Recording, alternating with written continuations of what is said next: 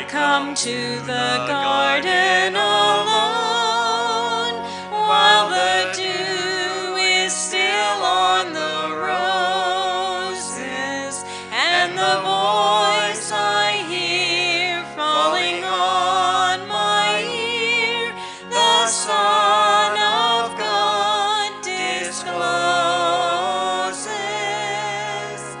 And he walks with me, and he talks with me, and he tells me I am his own. And the joy we share as we tarry there, none other has ever known. He speaks, and the sound of his voice is so sweet, the birds hush their singing, and the melody that he gave to me within my heart is ringing.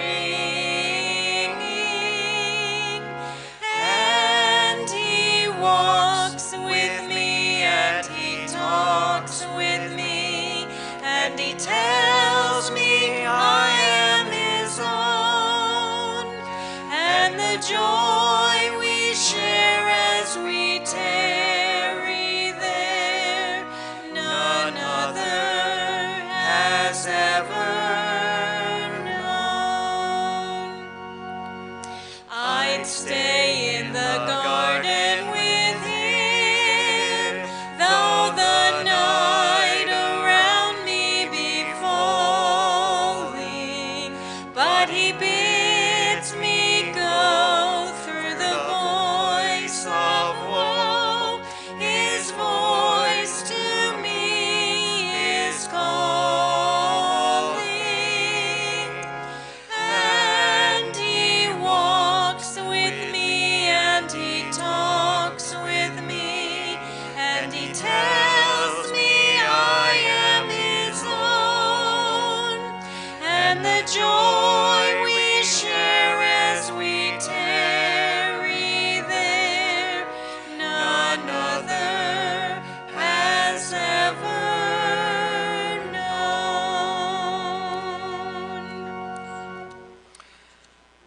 Our next song is going to be number 327, I'd Rather Have Jesus.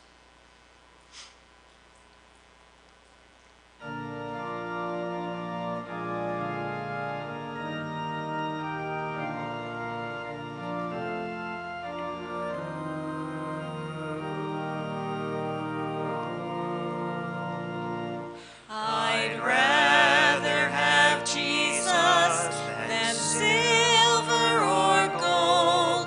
I'd rather be his than have riches untold.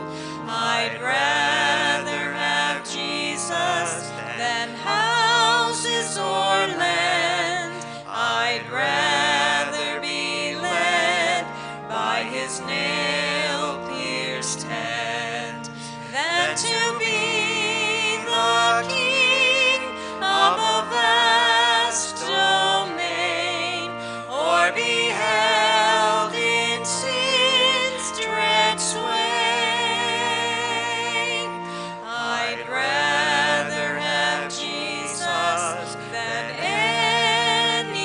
anything this world affords today. I'd rather have Jesus than men's applause. I'd rather be faithful to his dear cause.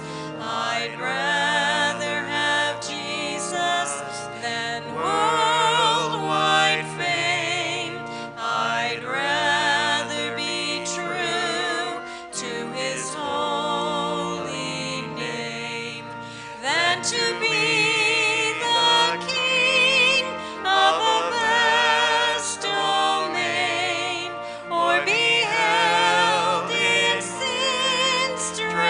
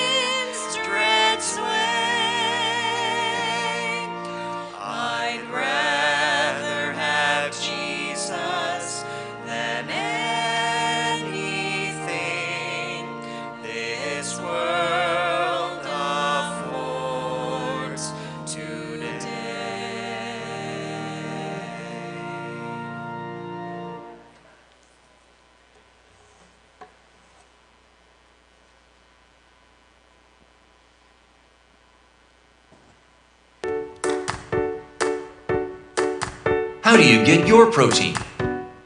It's a question asked of almost anyone who forgoes meat for a plant-based diet. Truth is, those eating Western diets are consuming up to twice as much protein as they need.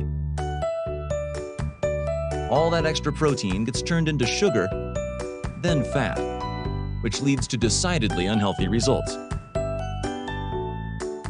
That's a fact, but there's hope. Protein is found in most plant-based foods, from tofu to spinach to whole grains. So vegetarians and vegans don't need to stress about missing out. Plus, fruits and vegetables provide a whole slew of additional nutrients that are vital to good health. So try adding more veggies to your diet today and live a stronger and slimmer tomorrow.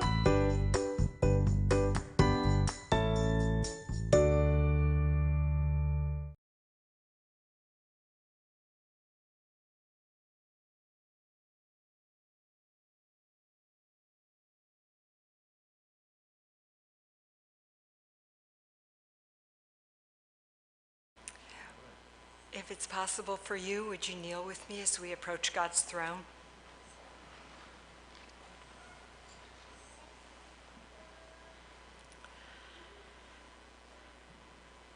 Our Father in heaven, we thank you so much for the ways that you have been working in our lives, the things that we're aware of and the things that we aren't. We thank you for seeing us through this past year with all of its challenges and all of its changes. We thank you that you don't change, that you are our rock, our anchor, and that you always love us and you are always there no matter what is going on around us and in our lives. Today we ask for your blessing as we start out a new year. We ask that you will continue to keep us aware of your presence with us, that you will fill us with your Spirit and draw us ever closer to you as this year progresses. We also ask for traveling mercies for those who are on the roads and in the air this weekend. Pastor Cho's nephew is on his way back to Academy. We know others of our church family are on their ways back from various places. And we ask that you will guide, that you will guard in all of those trips. We pray for those who aren't feeling well today. For Al, for Steve Wheeler, we thank you for your healing in his situation and ask that you will continue to help him to recuperate and recover. And we ask also that you will continue to be with those of our church family who are facing health issues, with their families as well, that you will provide comfort, that you will provide peace, and that you will provide healing. We ask now that you will keep us aware of your Spirit's presence in our church and in our hearts today, that you will open our hearts to your message, and that you will speak through Pastor Cho today. We ask this in Jesus' name, amen.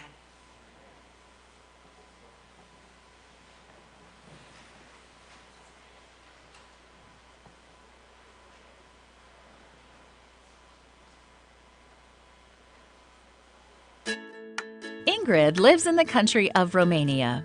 On her first day of kindergarten, she was so excited. What would her teacher be like?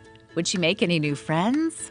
But soon, she didn't want to go to school anymore. Her parents wondered what had happened to their bright, cheerful girl. Ingrid's mother asked why she didn't like going to school.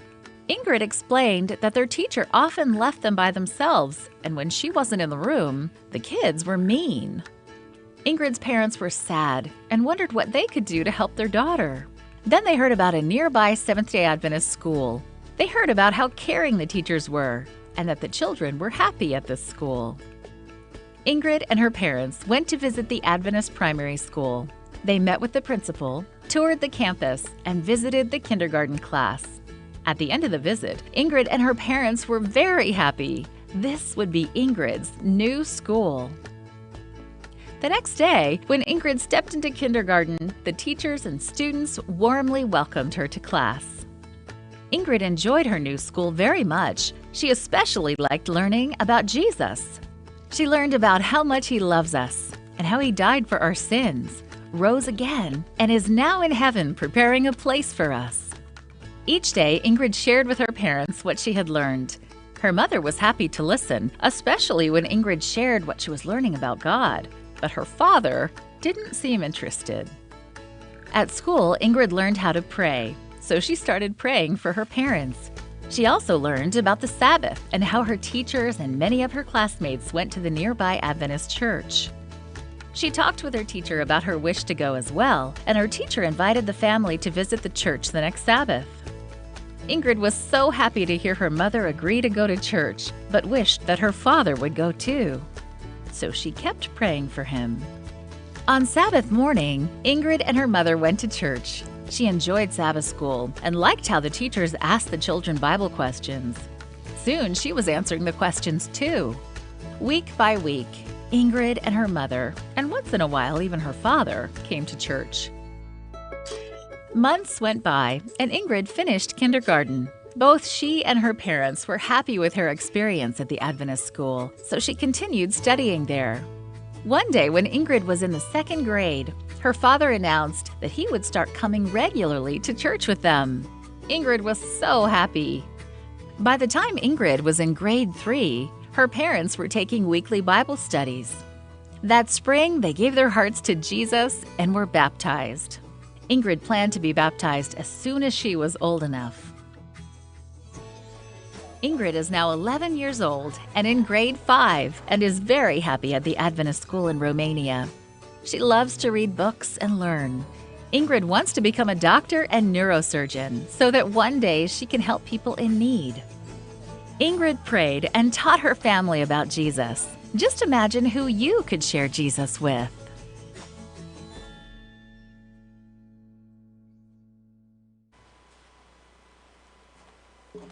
Sounds like a story from Parkview. If you've had a chance to go to Parkview, who haven't actually had a chance to walk through Parkview or visit Parkview? Oh my, we're gonna have to change that. So if you would like to come by, swing by, you contact, I guess, Sharon, and get to know the school a little bit better. I'm sure you'll be impressed and both inspired by what goes on over there. And that story right there, that's what also needs to happen more often at Parkview.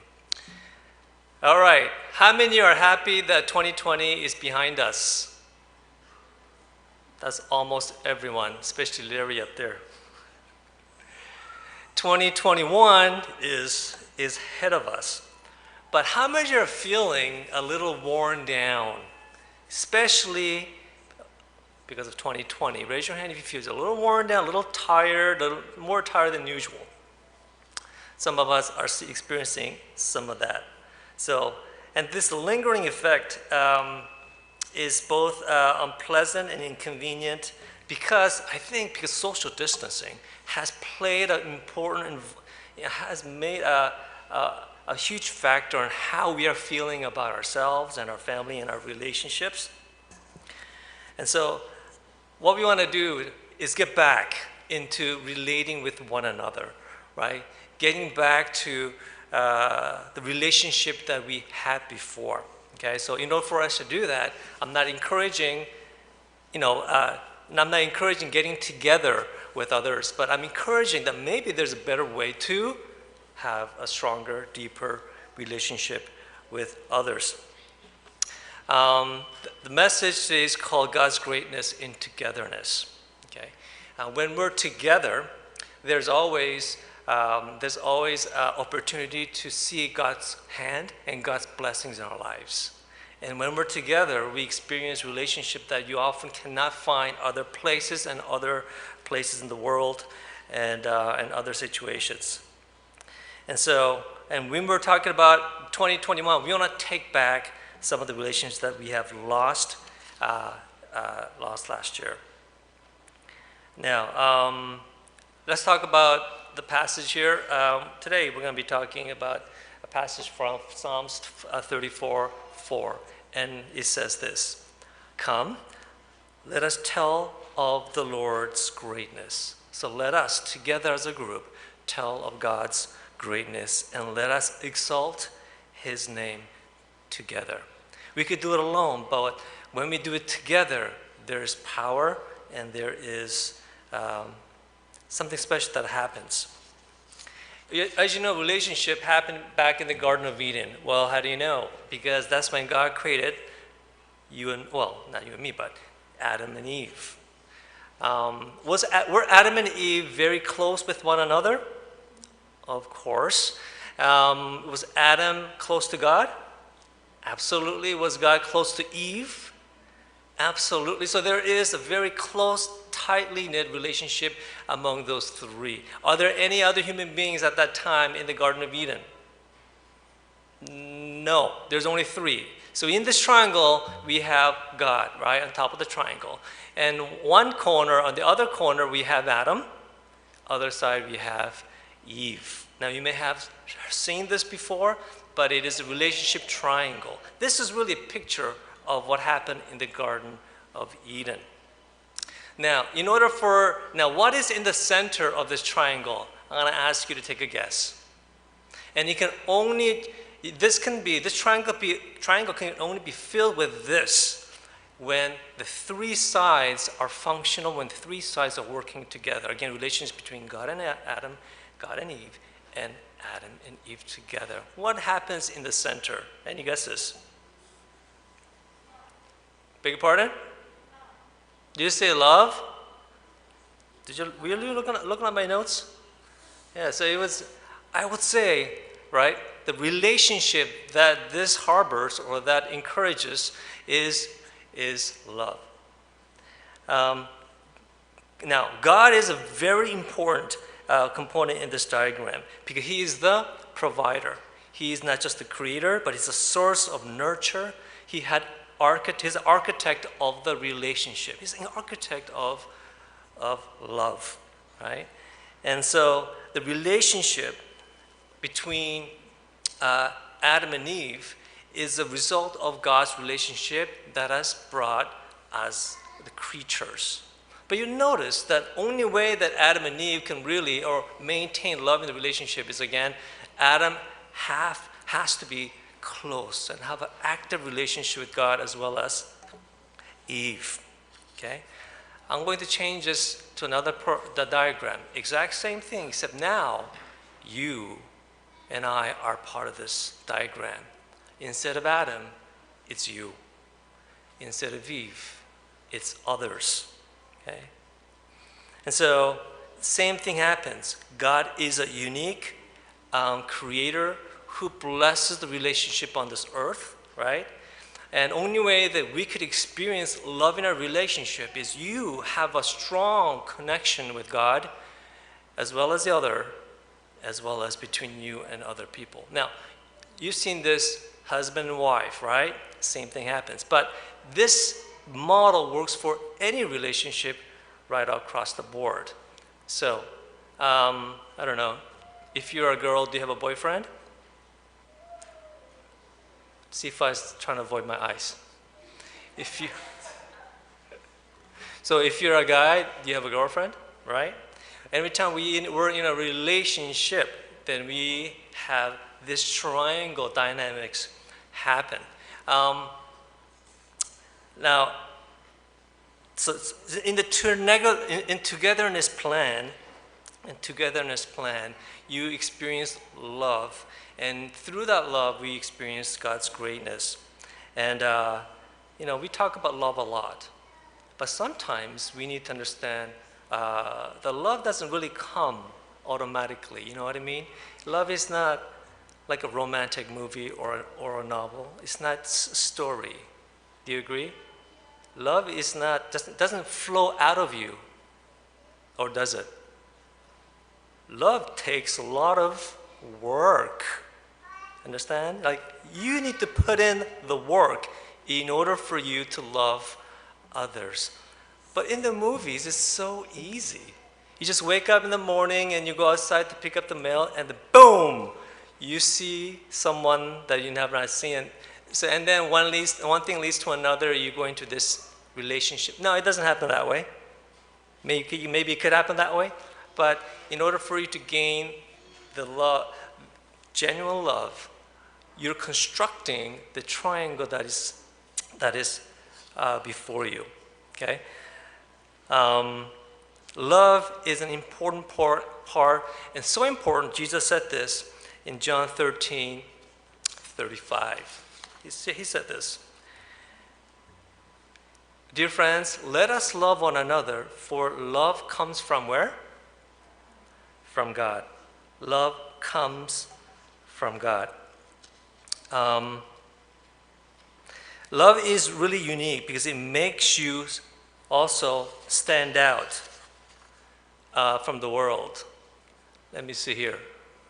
Another passage it's not on here, but another passage says this in John 13:35. It says, "Your love for another will prove to the world that you are my disciple." Okay? So this type of love, the love that occurs between people and God and us and you and others, that love is really a gift from God. And they'll know you're a disciple because you have love in you, right? So if you're a disciple of Christ, a follower of Christ, it is absolutely essential that we live in love. And not only live in love, but be able to be distinguished from the world because of the love that we have. So you and I talk about love and understanding our relationship with God, okay? And so that has been more important, especially during the COVID crisis. How we love has changed because the togetherness has changed, okay? And so in order for us to be more effective in loving one another, we have to come up with other ways to love better, okay? Now, you heard about this before? Love is a language, okay? Love is a language. And for example, you don't speak Korean, but if I spoke to you in Korean, beautiful things like poetry, like incredible, profound things, would you be blessed? Absolutely not. You have no idea because you're not understanding the words that's coming out of my mouth, right? Love has different languages too. And you say, "No, Pastor, love is love." No, there are different types of love, and a love can be expressed differently, all right? So when there are two people, they don't think alike and they don't act like when it comes to love. They have different ways to express. They have different ways to express their emotions or their idea of love really is. So if you want to communicate a love effectively, we need to learn what makes other person feel love the most, okay? For example, my wife and I are very, very different. And interesting that most spouses, when they get to know and get married, they have a very different love language, okay? Most of the time it's different. It's rarely that they are same love language. But my wife is not, my wife is a quality time person, quality time. We'll talk more about this. I'm not quality time at all. I'm more active service person, okay? So on her birthday, I did something special. This is about 15 years ago. I said, "You know what? She works so hard in the kitchen. On her birthday, I'm going to make sure I replace the bulb over her in the kitchen, put brand new panels in, and clean and sand the cupboard doors, and regrout the tile in the kitchen." She would love me. She will worship me. That didn't happen. She could care less. She could not care less than what I did for her on her birthday. And I got into a lot of trouble. Why? I wasn't speaking in her love language. Okay, so that's an example. Okay, so back in 1992, a Christian counselor named by the name of Gary Chapman wrote a book called The 5 Love Languages. Raise your hand if you know about the 5 love languages. I think some of you do, some of us don't, and it's something that I like to use when I'm counseling and talking to people about love in families. And he was a pastor, and he studied all the counseling couples. In the course of counseling many couples over the period of time, he went over and then studied about how does love happen. And he had come to a conclusion there are really 5 types of ways people communicate their love and their emotions to one another. Okay? And these are the 5 different ways that individuals do it. Okay? So it boils down to 5 different love language. These are words of affirmation, quality time, giving and receiving gifts, acts of service, and physical touch. Okay? And just like you won't be able to understand when someone says, I love you in foreign language, like I just learned, jumbo. I just learned that. But if I say something in another language, you may not know what that means. Same with the love language, can be lost in translation if the other person really doesn't understand what that means. And Dr. Chapman says here, seldom do a husband and wife have the same primary emotional love language. We tend to speak our primary love language, and we become confused when our spouse does not understand what we are communicating. Okay? Is there miscommunication sometimes in our families between spouses and friends? Absolutely. And so sometimes we are speaking in the different love language. So as we're talking about that, you need to think about, well, what is my primary and secondary love language? You have to think about that for a moment. And I'm going to go through one at a time, just quickly, what these 5 different love languages are, or what they are in detail. So when 2 people speak, they speak in different levels. For example, here's another example. Let's go back to the example of my wife and I.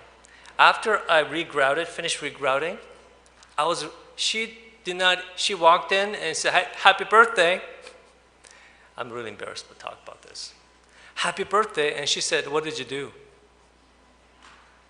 She literally said, we can't tell the kitchen looks sparkling clean, the cabinets are nice and clean, has a brand new glossy paint on it. Grouts are brand new, it doesn't have the dingy grout anymore. And look, the tiles, the stained tiles are all brand new, and brand new LED lights. And she turned around and walked into her room.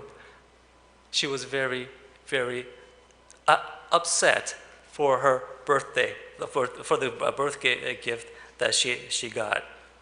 Was I upset, yes or no? Absolutely upset. All the work I did for her, like hours and all the money that I spent, man, there is no appreciation in my house. Obviously, she's ungrateful. I was hurt. Now, as I learned more about what happened, now raise your hand if that ever happened to you. You were misunderstood. Okay. So if you're misunderstood and that people don't appreciate what you've done for you, man, I had a very difficult time. That was a difficult part of my marriage, when we could not understand each other. Not only in spouse relationship, but also in parental, you and a child relationship. Parents, your child has a specific love language, right, Sifa? Yes. Every individual has a different love language style. Parents, if you don't speak to them in the language that is special, that they can understand, then you won't be able to share the love for us. Typically, my parents has always yelled at me and criticized me. Yelled at me and criticized me. If I did anything wrong, boom. It was a bad day in my Cho family. So I feel as I'm growing up that I could never satisfy my parents, and that they did not like me at all. But actually the opposite was true. Agreed? Agreed? Opposite, they love me to death. They just want the best for me, to live the best I can and direct me in the right way. But their approach to telling me that they love me became completely, what's that I say? Was completely in a different language that I cannot understand. I began to realize one thing. One particular time, my mom, Saturday night is a study time for Adventists, right? If you're a student, Saturday night is when you open the books and you start studying, okay? Because all your friends are studying Saturday morning, but no, I can't do that, but I start studying Saturday night for school. And so when I start studying Saturday nights, my mom always brings me a warm cup of milk, right? Saturday, warm cup of milk. And I couldn't really understand why she did that, because really, I get sleepy after that cup of milk. But I drank that milk, and sometimes she brings a Korean snack or a cookie or sometimes a muffin. And around the same time, every Saturday, she gave me. Now, what do you think her love language is? Huh? Acts of service. She shares her love to you by serving you, you see? My dad is completely different. He is quality time. So he comes in while I'm studying and sits down and wants to have a chat. Not 1 minute, 2 minutes, sometimes 15, 30 minutes. Dad, I gotta study. But that's how he expresses his emotions to me. Now, me as a person who speaks act of service, which spoke to me more? My moms or dads? Absolutely moms, right? Whatever she did for me, it just spoke to me like a beautiful poetry, spoke to me like beautiful music. Wow, my mom really, truly loves me. So that's what happens in our families. Sometimes we misunderstand each other, and we don't get appreciated because we don't speak the language that other person really can understand. And so, not only in homes, but in businesses. If you run a business, same thing applied. This 5 love language was being adapted to businesses, politics, entrepreneurship, any type of interpersonal relationship. Adopted this type of a format so that people could understand and communicate better. So, everyone has an emotional need that needs to be fulfilled, okay? And so everyone's different because God wired them that way. Before we go into this, talking about the 5 different love languages, let's look at the life of Christ for a little bit. We know that God loves us, giving us what we need, right? And the night before he was crucified, the night before he was crucified, he taught disciples something. He wanted to teach the disciples something special, and something that he would hopefully will last a long time in their mind and in their memory, because that's the last night he's with his disciples. And knowing that he'll be arrested that evening, knowing that he'll probably will be tortured, and probably never be together with disciples again, he summed everything up in one commandment. John 13:34 says this. John 13:34. And it says, "New command I give you." Now, if you know the Bible already has given us 2 greatest commandments, right? Matthew chapter 22 would be an example. That is an echo of Old Testament Deuteronomy, right? Leviticus 19. But we know the new commandment, but here Jesus says, hey, new command I give you. Love one another as I have loved you, so you must love one another. What is unique about this new command? What he calls it new is a little different than previously spoken, but what makes this command new? Because it says here, love, what's it say? He says it's a new command, but he says, love one another, right? As I have loved you, so you must love one another. As I have loved you. Now, do you remember how Jesus showed his love for us? So he's challenging disciples. I want you to love your neighbors like yourself, but I'm going to take it a step further. He raises the bar and says, I want you to love each other as I have loved you. That is a bar above than what it was before. So Jesus here shows his love for us. How did he show his love for us? He put his life down for us. Right? He sacrificed himself to give us what we need. And the forgiveness of our sins, he gave himself to save us. That's the kind of love that Jesus wants us to share with one another. That is very important and difficult to swallow, but he's asking us to sacrifice and love one another in that way. Okay? And why that is important at this point in this message is because whatever we talk about in the next five love languages, he's challenging us to speak in a language that you may not be comfortable, but speak in a way that others can understand. Okay? So let's look at the 5 love languages and see how Jesus modeled these for us. So five languages. First one is words of affirmation. Okay? So one powerful way to communicate love is using the words of affirmation and appreciating one another. Now, some of you have came with someone, okay? Or if you don't know the person beside you, I'm going to ask you to take a moment. Think about the person beside you. Hold on, you guys are a family, right? You're comfortable talking to each other, or at least with some distance.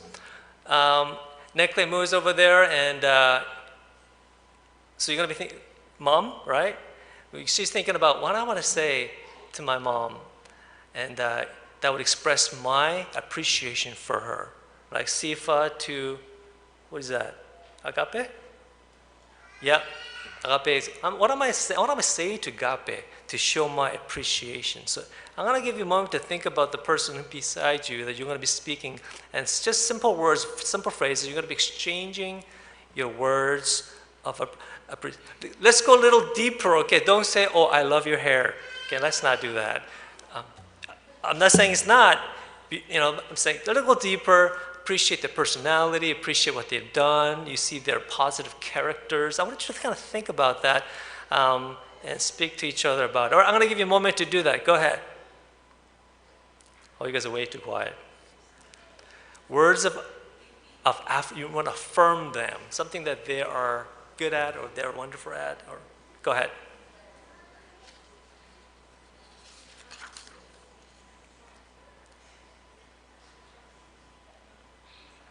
Alex? You appreciate, pardon me? How I am what? Thank you. I appreciate. Oh, his words of affirmation.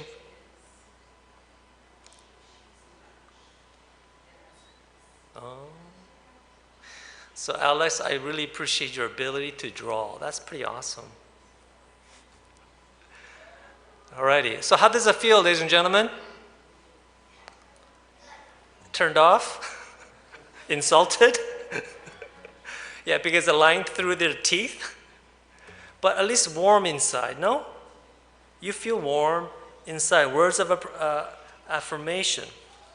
So Jesus also spoke in words of affirmation as well. The centurion believed that Jesus could heal his servants, right? His servant. With a single word, right from where Jesus was. Jesus didn't have to go to his servant or his house. Jesus can heal him immediately from where he was, geographically. So Jesus commends him publicly and says, I'll tell you, not even in Israel have I found such faith. Wow, those are words of affirmation. In the book of Mark, the woman was anointed, right? A woman anointed Jesus with oil from flask of alabaster. And Jesus told the crowd at the dinner party, hey, she has done a beautiful thing, okay? Wherever the gospel is proclaimed in the whole world, what she has done will be told in memory of her. Wow, words of affirmation. Second thing I want to share with you is quality time. So the question, are you words of affirmation type of person? You really love the words that they say. It could be spoken or written, right? If someone writes you something, a little note on your refrigerator saying, thank you, have a beautiful day, I love you. These words, whether it be spoken or written, it really fills you and speaks to you, that words of affirmation. Number 2 is quality time. Okay, this second language is when we're with loved ones, we give each other undivided attention. Cell phones off, books closed, TV off, and you give them full attention. Some people love this type of love language. The time is a very precious commodity, and so people you have to give time to each other so you can communicate with one another. Jesus lived with the disciples for 3.5 years, and they were together constantly. And so they worked together, shared quarters, and they slept and they ate together, and they enjoyed quality time with one another. Even apart from the crowd, they were spending this quality time. And it was during this time that Jesus, along with his disciples, privately taught and shared the meaning of the parable of the sower of the seed. And these occasions, and these are special times when he did this. And if Mark 4:10 says that Jesus privately spoke to his disciples and explained everything to them. Number 3 is gifts. Okay, some people, giving and receiving gifts is the most meaningful way of communicating their love. And it doesn't have to be a large and lavish gift. It can be just little things. You don't have to spend money, but it's something that you can make or do that speak to them profoundly. And so if someone gives you a lot of gift, if someone likes to give gifts to you, right, the chances are that person speaks what love language? Gifts, right? And so because people have a tendency to do what they prefer, then if they're giving gifts, then you should, that's a hint. That means when I'm speaking to that person in love, I need to do it in gifts, all right?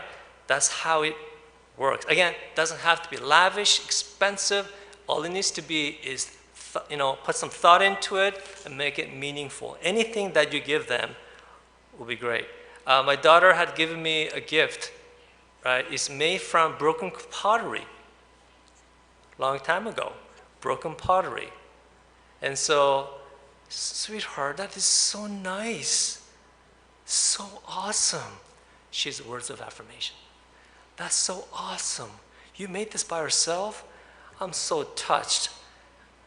And then she was so happy. And I never look at it again. I'm just kidding. But I don't speak gifts. I'm far from gifts. But it spoke to some people, gifts speak. And so, are you gift? And so, wait a minute. How many give gifts a lot? How many speak gifts? Gifts are meaningful to you.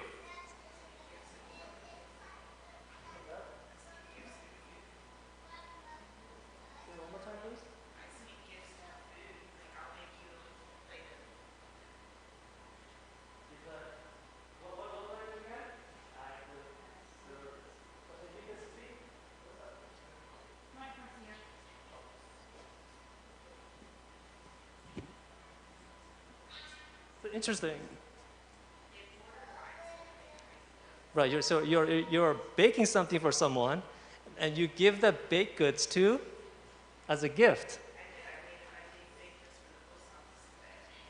Get out. I'm suddenly very envious. I don't know, jealous. All right, so how many are gifts? How many love getting gifts? Okay, so here we get a book for you. 5 love language. I have a stash of these at home. I'm not getting rid of it. Gifts. Hands up for gifts. Oh, right here. I wish I had some more. These textbooks are readily available. You can get them and you can buy them. They're not very expensive, but absolutely very helpful. Gifts. Did Jesus give gifts? Give me an example. Huh? Man on the who? Dying on the cross. Absolutely. Man, you went right to the top of the list. What did he do with the 5,000? Gave them food, right? Another 4,000. He even give freedom. I don't know, Jesus sent out the 12 and gave them gifts of power and authority. And also he gave himself, right, to us, for us. Let's go to number 4, the acts of service. This is my language, Trinity's language, acts of service. It's a great love language, very popular, and especially for those who are productive, good with their hands. You show your love by doing things and serving each other. The deacons and deaconesses of our church have a tendency to be more active service oriented. It could be cooking a meal, baking cookies, or vacuuming the floor, putting gas in the car, maintaining the car, right? These are active service. So as an active service, if you say to me, Pastor, can I wash your car? You make me cry. Active service guy. Pastor, can I come and vacuum the church? I would have to hold back my tears like, yeah, you can come and vacuum the church. That'll be wonderful. Like, it speaks, that's the love that us guys or us people share, okay? In the five love languages, Dr. Gary Chapman tells a story about a single lady who moved to Chicago to help her dad after her mom died. And her dad asked her to do a lot of things, and she thought to herself, man, she could do that by himself. And she felt a little manipulated, okay, and maybe controlling by her father. But after attending she actually read the book, The 5 Love Languages, languages, and she also participated in the seminar. She realized that his love language was acts of service. And so what he has been doing is just asking for her love. He was asking her to express her love to him through the acts of service. So when her house needed some painting, her father offered to help her. She knew that it'll take twice as long for him to paint the house, but it is how he expresses love for her. And so that's how he expresses emotions to her. So understanding the love language gave her the whole new perspective of appreciating each other. Even though she may not understand exactly right, that language, the ability to translate that into love, give her a new perspective and relationship and deepen a relationship with her father. Another example is, by the way, when I talk about my wife, she said it's okay to talk about these things. Some of you were actually concerned, Pastor, do you have permission from your wife to talk about her like this? I do. She's a good woman. Remember, she's not really active service, right? But then, in the early top part of my marriage, and I always had that idea that women should always hem and sew and put buttons on. I don't know why I thought that. I don't know. And so I said to my wife, could you mend I have a pocket in hole in my pocket and a rip in my jeans. If you could just sew it and put a button on my shirt, that'd be great. Thinking that would speak to me in a very special way, right? Because active service, but she's not active service. And she took a while, but she did it.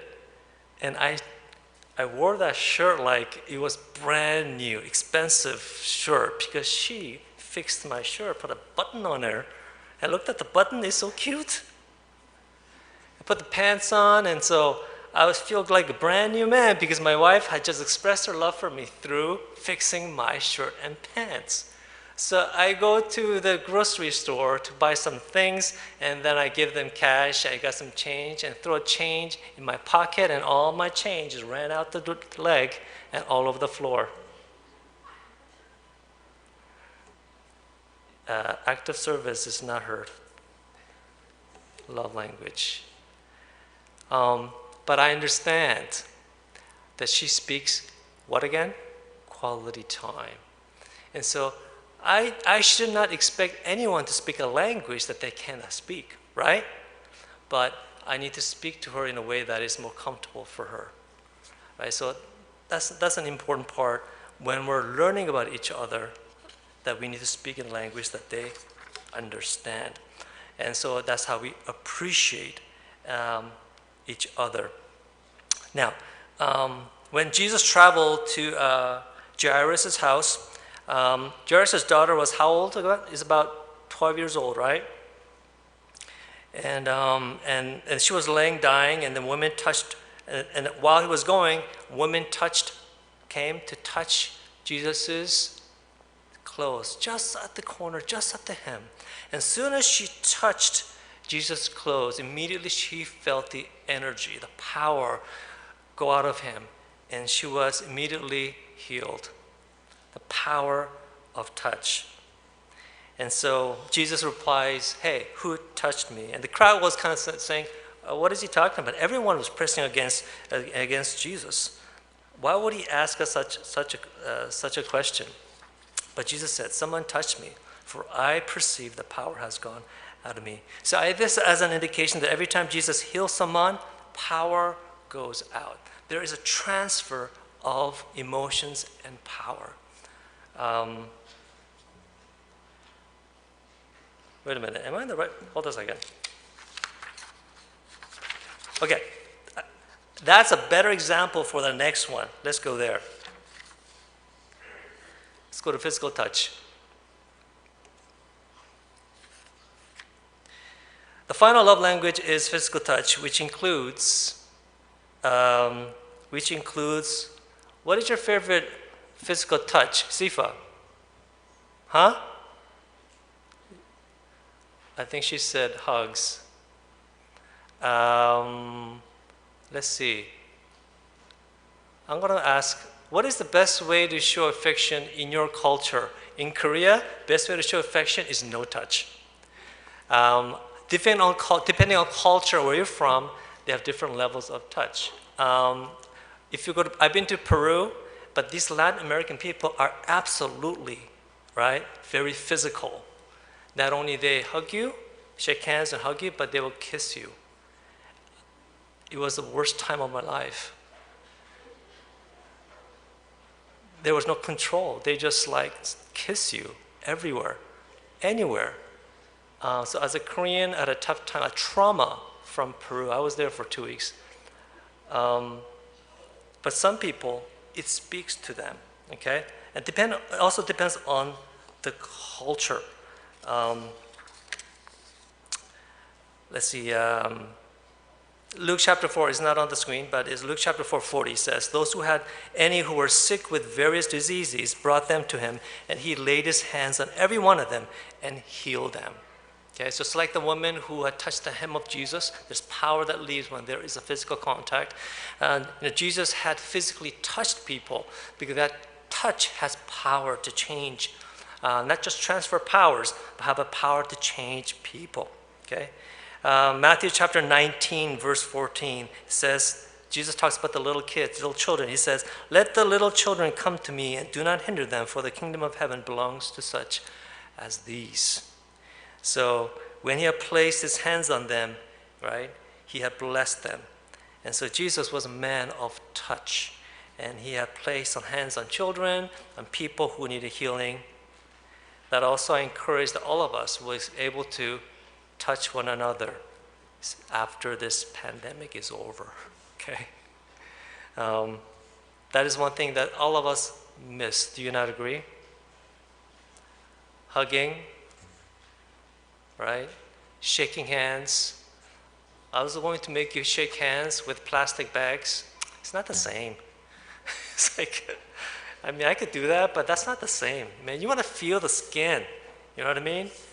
Holding hands, hugging one another. Jesus had used that to send blessings to people. So Jesus used the 5 love languages, and undoubtedly, he has mastered matching them.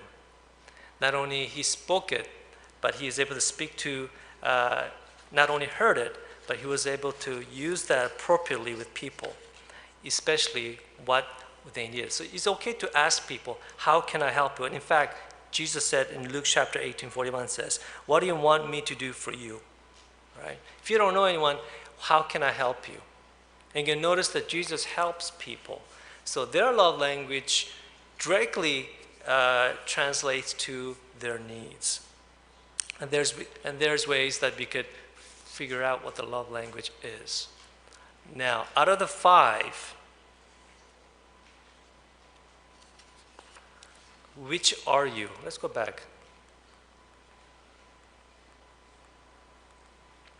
Which language is a primary usually and a secondary, one that really speaks well with you, to you, and one that is secondary. So the question is, which one?